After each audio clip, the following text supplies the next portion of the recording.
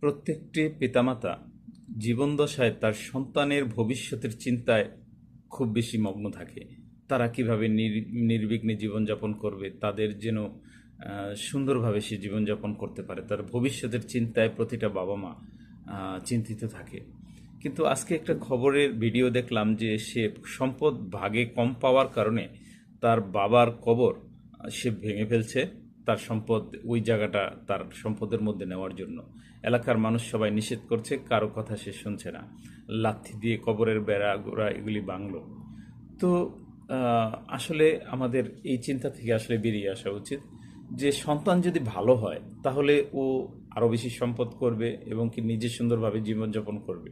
শুধু আমাদের উচিত সন্তানদের নৈতিকতা শেখানো। কিন্তু অনেক সম্পদ রেখে গেলেও যদি ভালো না হয়, এই সম্পদ সে রাখবে না, নষ্ট করবে। আর যদি ভালো হয়, সে তার জীবন চলার জন্য যতটুকু প্রয়োজন সে নিজে ইনকাম করে নেবে।